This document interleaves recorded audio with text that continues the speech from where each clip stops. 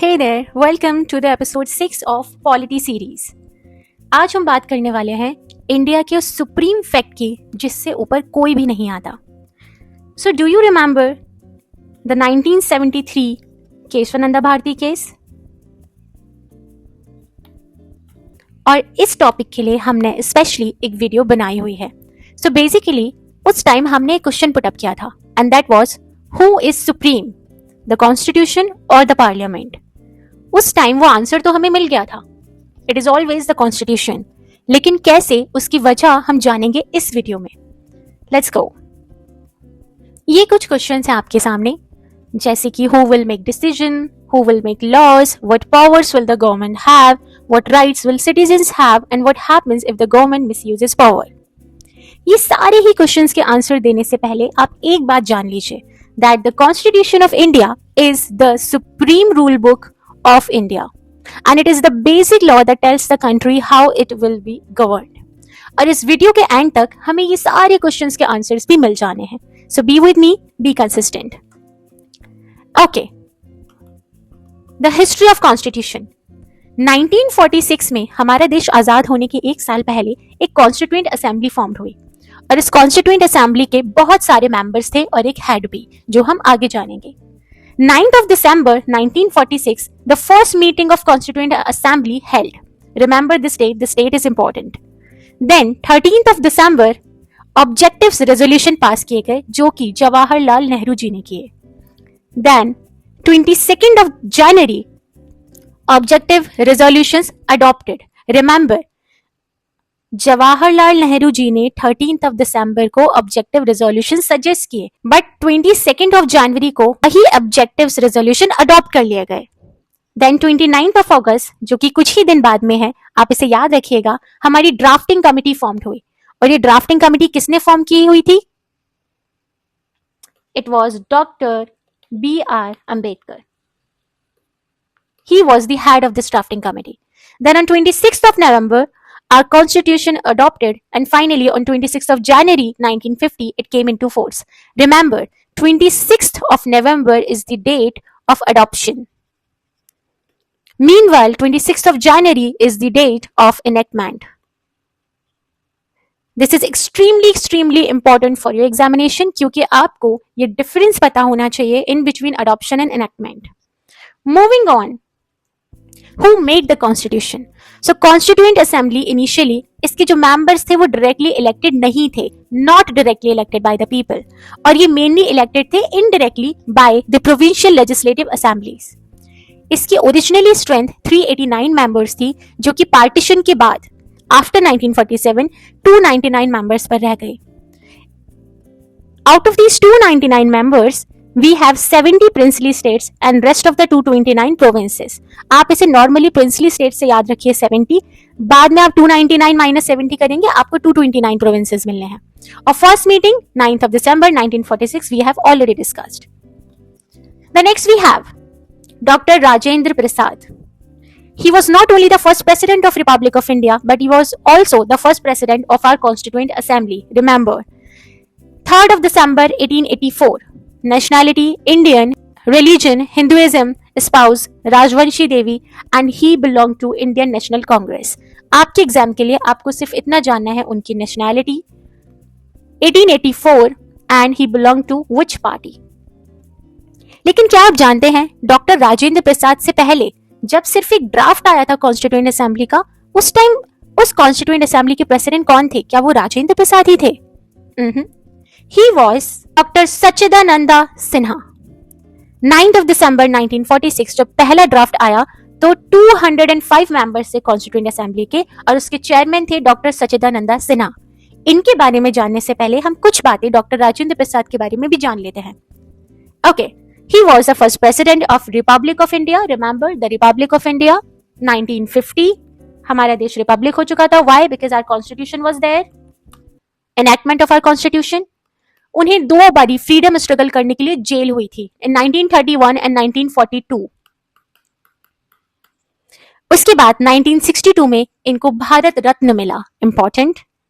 Also he relinquished the office of president in 1962 after serving 12 years. ये अकेले president हैं जिन्होंने 2 बार कॉन्सिक्वेंटली अपने ऑफिस में सर्व किया. He was a lawyer, freedom fighter, India's first president, and he died in 1963, Feb 28. He was a professor of economics and English before completing his doctorate in law 1937. And Salt Satyagraha was launched in Bihar under this person. He was also a crucial leader of the Indian independence movement. Okay, now moving on. Dr. Sachidananda Sinha. अब इनके बारे में भी कुछ बात करेंगे. He was a socialist thinker and an amazing writer. In the year 2023 में ये सम्मान मिला और जिसके लिए करंट अफेयर्स में होने की वजह से he is extremely important for now onwards. ये सतराची फाउंडेशन मुजफ्फरपुर में हुआ सितंबर 2023. He was famous writer, thinker and political intellectual जिन्हें 51,000 रुपीज का चेक, एक सर्टिफिकेट ऑफ ऑनर, एक क्लोथ और एक मोमेंटो दिया था, a mark of respect. It is known that for सतराची सम्मान 2023 और ये सिलेक्शन कमिटी कॉन्स्टिट्यूट हुई under the chairmanship of professor Veer Bharat Talwar. Remember the name. It is also noteworthy that Satrachi Samman was started in 2021 by Satrachi Foundation Patna in Bihar, and the objective was to underline writings related to rightful social concerns. और इसके लिए 2023 में इन्हें ये award दिया गया. Prem Kumar Mani in 2021 and Professor Chauthiram Yadav in 2022 have been honored with this recognition. तो क्योंकि इन्हें ये अवार्ड मिल चुका है, इनके अलावा और कौन से लोग हैं जिन्हें ये अवार्ड मिला था? प्रेम कुमार मणि एंड प्रोफेसर चौथीराम यादव. इन दोनों के नेम भी आपने याद रहने चाहिए. So important again. Sachidananda Sinha was born in 1928. He remained active as a writer, thinker, speaker, journalist, editor, activist throughout his life.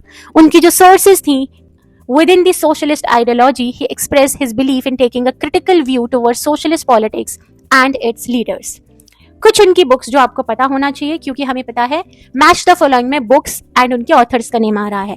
So cures and creation, अरूप और आकार, संस्कृति विमर्श, कल्चर एंड सोशलिज्म, मानव सभ्यता, राष्ट्र राज्य, एडवेंचर्स ऑफ लिबर्टी, जिंदगी सभ्यता के हास्य पर, कड़वी फसल, निहत्ता पैगंबर, मार्क्सवाद की लोहियावादी समीक्षा, नक्सली आंदोलन का विचारिक संकेत, emergency in perspective, reprieve and challenge etcetera. Next one. The Vice President of Constituent Assembly 1946 to 50, H.C. Mukherjee, Harendra Kumar Mukherjee. He belonged to Bengal 1887 to 1956. He was an educationalist, Vice President of Constituent Assembly, unanimously nominated, first Indian to receive a PhD from Calcutta University to teach English, also became Vice Chancellor. He was admired among political workers of all ranks, known for his judgment and patriotism. He was nominated to the Bengal Legislative Council, elected to the Bengal Legislative Assembly. Bengal से related है तो उसकी Legislative Council and Legislative Assembly दोनों को ही वो belong करेंगे.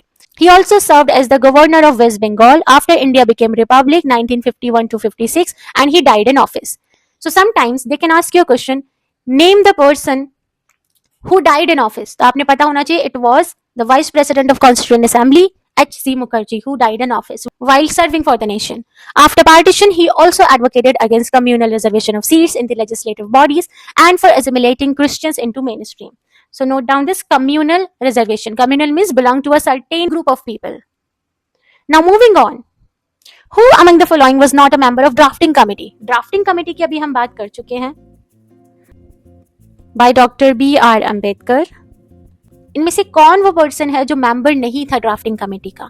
सो सबसे पहले drafting committee formed on 29th of August 1947. Chairman was Dr. B.R. Ambedkar. He was also known as the chief architect of the Indian Constitution. और उस कमेटी के 7 other members थे apart from Dr. B.R. Ambedkar. Gopal Swami Iyengar, जो कि N G Iyengar लिखा हुआ है. अलादी कृष्ण स्वामी Iyer, doctor के एम मुंशी. रिमेंबर ये के एम मुंशी मुंशी प्रेमचंद बिल्कुल भी नहीं है. Saadulla N Madhava Rao replace B L Mitter and T T Krishnamachari. Okay, अब आप इसे याद कैसे रखेंगे? गोपाल श्री कृष्ण जी का एक नेम है, देन कृष्ण स्वामी अय्यर अगेन, देन के एम मुंशी, सादुल्ला, माधव राव एंड कृष्णमाचारी. ये सारे नेम तो उन्हीं से मिल रहे हैं. बचे आपके पास ओनली 2. KM मुंशी, जिन्हें आप याद रखेंगे कि हमें इन्हें मुंशी प्रेमचंद्र जी से कंफ्यूज नहीं होना है। सादुल्लाह, ये भी आप याद रखेंगे, सादुल्लाह। बस इसके अलावा कभी कभी वो आपसे ये भी पूछ सकते हैं किसने किसे रिप्लेस किया। So remember, Madhava Rao replaced BL Mitter and Krishnamachari replaced DP Khaitan. Okay, also HC Mukherjee, he was not a member of the drafting committee. क्यों? क्योंकि वो तो वाइस प्रेसिडेंट थे। So the answer of this question is HC Mukherjee. Did Dr. B.R. Ambedkar alone write the entire constitution? No, क्योंकि हमारा constitution इतना बल्कि है, इतना बड़ा है, कोई भी अकेले पर्सन उसे कभी नहीं लिख सकता। कॉन्स्टिट्यूशन प्रिपेयर हुआ, बहुत सारी कमिटीज बनी, बहुत सारी जगह से हमने इंस्पिरेशन ली और बहुत सारे लोग वहां थे अपने अपने सजेशंस होल्ड करने के लिए। So these are some important committees जो आपको याद रखनी है। यूनियन पावर्स कमिटी, जिसके चेयरमैन जवाहरलाल नेहरू थे। यूनियन कॉन्स्टिट्यूशन कमिटी, जिसके भी चेयरमैन जवाहरलाल नेहरू हैं। सो रिमेंबर, जब भी यूनियन वर्ड आएगा आप नेहरू जी का नेम याद रखेंगे। Then we have provincial and advisory. So provincial, P for provincial, P for Patel. Provincial Patel. And advisory committee के भी चेयरमैन सरदार वल्लभ भाई पटेल थे। And then the last one, drafting committee, जिसके चेयरमैन BR अम्बेडकर है। हम इसके बारे में बहुत बारी बात कर चुके हैं। ये one of the most repeated questions रहा है एग्जाम में और ये फॉरएवर एवरग्रीन क्वेश्चन है। So always remember this. Okay, अब जब हम डॉक्टर BR अम्बेडकर की बात कर रहे हैं और कॉन्स्टिट्यूशन की बात कर रहे हैं तो एक चीज याद कर लेते हैं जो हमने अपनी पुरानी वीडियो में डिस्कस की थी। डॉक्टर BR अम्बेडकर ने हमारे कॉन्स्टिट्यूशन को एक नेम से बुलाया था। Do you remember that name? The heart and soul of the Indian constitution, article 32, if you remember this. So moving on, इसे बनने में लगे पूरे 2 साल 11 मंथ्स एंड 18 डेज। पूरी कॉन्स्टिट्यूएंट असेंबली 11 सेशंस में हेल्ड हुई और इंडिया ने जैसे हर चीज बोरो की हुई है, इसका भी आइडिया बोरो किया डिफरेंट कंट्रीज से, सिंगल कंट्री से नहीं। जिस तरह आपने फंडामेंटल ड्यूटीज में पढ़ा था कि वो US से बोरो किया गया, DPSPs में पढ़ा वो आयरलैंड से बोरो किया गया, उसी तरह हमारा कॉन्स्टिट्यूशन जो कि बहुत ही ज्यादा लेंथी है वो डिफरेंट कंट्रीज से बोरो किया गया। The idea, we can not say exactly हमने कॉपी पेस्ट किया है, but we took an idea from those constitutions. It is the lengthiest written constitution ever had. Constitution of India, written constitution. It is comprehensive, elaborate, detailed document.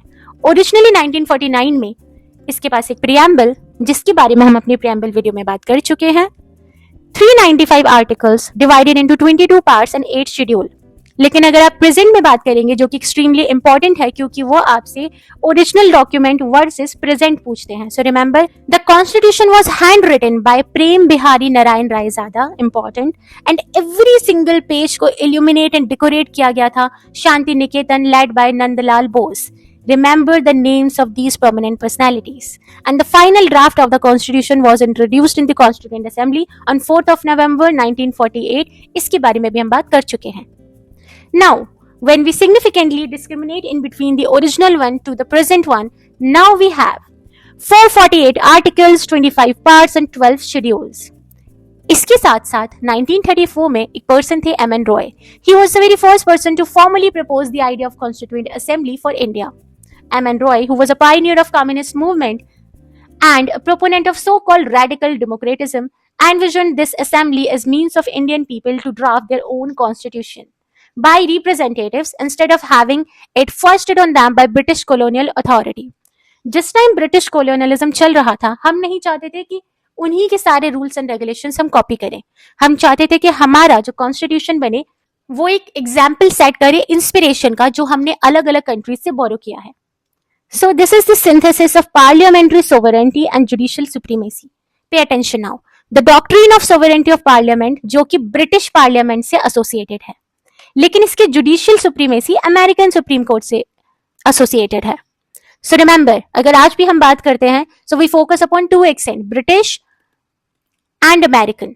तो जिस तरह हम इन 2 accent पे focus करते हैं, उसी तरह हमारे कॉन्स्टिट्यूशन ने फोकस किया doctrine of sovereignty from British parliament and judicial supremacy from American one. Also, it provides for due process of law against the procedure established by law, important because it is contained in Article 21. The framers of the Indian Constitution, जिन्होंने एक proper synthesis बनाई in between British principle and the American principle, जिससे कोई confusion create ना हो। इसके बाद supreme court can declare parliamentary laws as unconstitutional through its power of judicial review. Important for your exam 2026. On the other hand, the parliament can amend the major portion of the constitution through its constituent power. But remember the Keshwananda Bharti case, that even it can amend the major portion of the constitution, it cannot play with the basic structure of the constitution. Now, what are the sources? Important ones. आपने ये सारी ही sources learn होनी चाहिए, but उसमें से भी specifically जो important है, I shall tell you.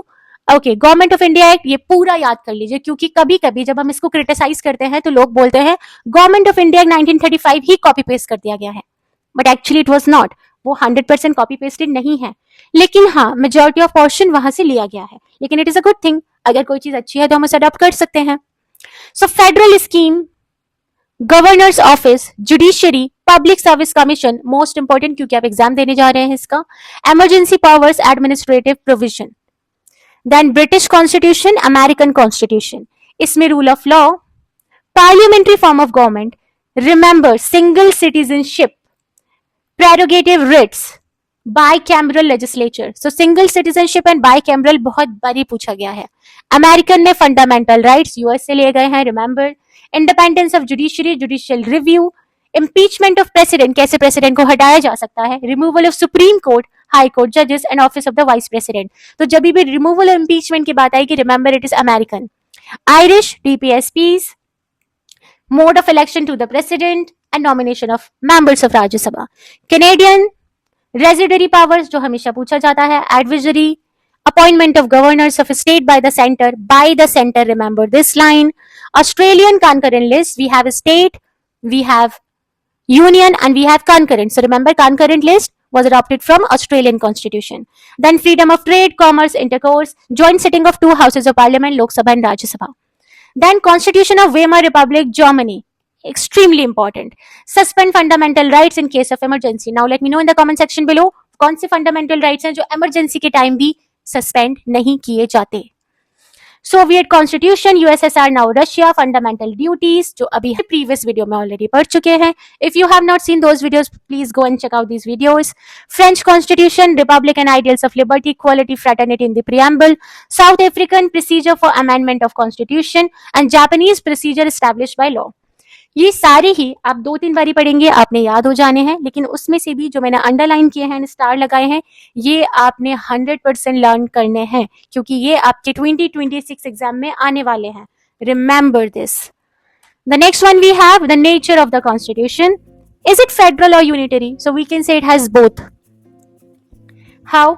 Since powers are divided, centre and state, हमारे पास रिटन कॉन्स्टिट्यूशन है, डिविजन ऑफ पावर्स है, independent judiciary, supremacy of constitution, ये सारी ही चीजें इसे फेडरल बनाती हैं. लेकिन अगर हर चीज इसे फेडरल बना रही है तो फिर यूनिटरी कौन बनाती है? So unitary tendency, because centre is comparatively stronger, single citizenship, single constitution, emergency provisions, residuary powers, governors appointed by centre. So हम कह सकते हैं it is federal in structure but it is unitary in spirit.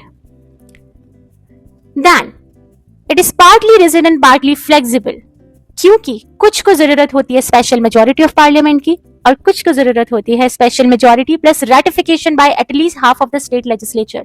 Important for 2026. Remember these key points. At least half, at least half, at least half of the state legislatures. Therefore, we can state that Indian constitution is neither completely rigid nor completely flexible. Am I clear now? So, the parliamentary system. We have president, the nominal constitutional executive, and we have prime minister plus council of ministers, real executive. Do you know about de facto and de jure had? This I want you to comment down below. उसके लिए I am giving you some sort of hints. De facto based on facts, factual, and de jure based on jurisdiction. अब आप मुझे बताएंगे president and prime minister में से कौन हमारे डी फैक्टो और कौन हमारे डी ज्योर हेड है. Okay, moving on, we have an easy analogy. The president is the constitutional head while the prime minister and his council of ministers exercise the real executive authority. इसके अलावा आप मुझे president की एक ऐसी power बताइए जो किसी के भी पास नहीं है, एक ऐसी supreme power. I'm waiting for the answer in the comment sections below. Okay. Then we have independent judiciary and universal adult franchise. Judiciary can protect the constitution and the fundamental rights and exercise judicial review. Universal adult franchise, जैसे कि every person the age 18 or above who is an Indian citizen has the right to vote, irrespective of the fact he belongs to which religion, caste, creed, and color, etc. Voting age was originally 21 years, then it was dropped to 18 years, and it was changed by 61st Constitutional Amendment Act of 1988. Remember this. Okay, we shall also talk about all these points in detail in our next videos. Stay tuned. Moving further, we have these. The parts. First, union and its territory. Citizenship, जो अभी हम बात करेंगे. Fundamental rights, DPSPs, fundamental duties. We have already talked about these in our previous videos. Go and watch these. Then all these we are going to cover in our special prelims polity series. Do not worry about it. Then these are the 12 schedules we were talking about. The names of UTs extend. Provisions related to emoluments, allowances, important because it deals with vice president and president, governor. Schedule 3, forms of oath affirmation, important again. Allocation of seats. Then schedule areas and tribes. Schedule 5th is important. Schedule 6th is important. Then schedule 7, it talks about all the states, list, union, concurrent state, languages. Originally 14, at present we have 22. Remember this. Schedule 9th, schedule 10th, 11th and 12th. So these schedules. 52nd Amendment Act, जिसको anti defection law बोलते हैं, extremely important. Schedule added by 73rd Amendment Act and by 74th. आपने ये तीनों 10th, 11th, 12th पता होने चाहिए. The next one we have the significance. Rule of law, very important one. So the constitution ensure करता है एक framework rule of law के लिए. That means even the highest official in the government is accountable or answerable to the laws made by the constitution. Then it protects our rights like fundamental rights and all. The government is structure, branches में divided है, center, then state, etc. Then democratic ideals, universal adult franchise, and the people to actively participate in the process of governance through elections. Then continuity of governance, stability, smooth functioning of politics, national unity. That is unity in diversity. Okay, and we also foster a feeling of shared citizenship. So these are some salient features जिसके बारे में हम बात कर चुके हैं और आगे भी करेंगे. It is the lengthiest written constitution ever made. बहुत सारे फैक्टर्स हैं जो इसके एलिफेंटाइन साइज को इंक्लूड करते हैं. एलिफेंटाइन साइज मीन्स बहुत ही बल्कि है, ये बहुत ही बड़ा है. It has been drawn from various resources जिसके बारे में हम बात कर चुके हैं. कुछ लोग इसे replica of government of India 1935 भी कहते हैं. Blend of rigidity and flexibility, federal system and unitary bias, federalism, regionalism, parliamentary form of government, synthesis of parliamentary sovereignty and judicial supremacy, integrated and independent judiciary, fundamental rights, Article 32, heart and soul of the Indian Constitution by Dr. B.R. Ambedkar, guarantees the right to move to Supreme Court directly in order to enforce fundamental rights. Then it also talks about the writs. Writs के बारे में भी we have already a video based on these writs. Go and watch those. These are very entertaining and interesting. Then DPSPs, Indian Constitution. It establishes a welfare state, then fundamental duties, single citizenship, independent bodies, emergency provisions, important 3-tier government, important decentralized system, important cooperative societies because it was added by 97th Constitutional Amendment Act, and it is a secular state and universal adult franchise, etc. The next one we have, who is known as the father of Indian Constitution? Comment down below in the comment section. Okay, if you do not comment down below, how would I know आपको क्या चीज परेशान कर रही है, कौन सी चीज में आपको डाउट्स आ रहे हैं. If you have any doubts, please comment down below and I'll clear all your doubts. और अगर कोई डाउट्स ही नहीं है तो प्लीज आंसर माई क्वेश्चंस. चलो, the next one we have reasons for vastness. ऐसे क्या रीजंस है ये इतना ज्यादा बल्कि है? So first one being geographical factors. हमने geography series already start की हुई है. Please follow that geography series. उसमें आपको हर एक चीज पॉलिटी और हिस्ट्री से कनेक्शन पता चलेगा. देन हिस्टोरिकल फीचर्स जैसे कि गवर्नमेंट ऑफ इंडिया 1935, उसके इन्फ्लुएंस की वजह से ये भी बल्कि हो जाता है. Single constitution for both centre and states, क्योंकि यही सुप्रीम है, supreme is single. Then the dominance of legal luminaries, that means जो भी प्रोमिनेंट पर्सनैलिटीज थे उन्हीं का लीगल डोमिनेंस चला. एंड डिटेल्ड एडमिनिस्ट्रेटिव प्रोविजंस, बहुत सारे अमेंडमेंट्स भी आए और आते रहेंगे as per the demand of the situation. Remember this. Now the criticism, हर चीज का criticism, and eventually criticism plays a positive role. Why? Because it forces something to be a better version of itself. Okay, so borrowed constitution. The framers adapted and modified borrowed features to suit Indian conditions, avoiding their faults. तो अगर हम faults की बात करते हैं, remember we have amendments. हम उसे सुधार भी तो सकते हैं. Some people say it is a carbon copy of Government of India 1935. सही भी बात है, लेकिन not a mad copy. It is not a complete copy of that one because it incorporates significant changes and additions. हमने कई सारे amendments, कई सारे एडिशन और चेंजेस लाए हैं. You can not say we have copy pasted it. Un Indian और anti Indian, it reflects Indian values and aspirations जो कि किसी भी बाकी अदर कंट्री के कॉन्स्टिट्यूशन में मिसिंग था. So it is extremely important. Un-Gandhian. While not explicitly Gandhian, the constitution aligns with many of Gandhian principles. Do you remember Gandhian ideology from DPSP? If not, please go and watch that one too. Elephantine size important क्योंकि ये बहुत बल्कि है, बहुत detail nature में explain है. And paradise of the lawyers. Why? Because इतनी tough और क्रिटिकल लैंग्वेज यूज की गई है कि नॉर्मल कॉमन पीपल जो है उन्हें समझना मुश्किल है. तो लॉयर्स के तो मजे हैं क्योंकि वही ये भाषा समझते हैं और वही इसे डिक्टेट कर पाएंगे. Hence it was sometimes dictated as paradise of the lawyers. लेकिन जैसे जैसे आप कॉन्स्टिट्यूशन को पढ़ना और समझना शुरू करते हैं, आपको भी वो पैराडाइज मिलने लग जाता है. So keep studying, be focused. I have brought a question for you. In fact, two questions for you. First of all, it is a PYQ 2021 में आया था. What was the exact constitutional status of India on 26th of January? Remember, please rewind this video. वापस देखिए और फिर check कीजिए इसका answer क्या हो सकता है. I want you all to comment down below the correct answer for this one. The next one we have UPPCS polity question. We have subjects given and related articles. Match these following and find out which one is not correctly matched. I'm waiting for all the comments.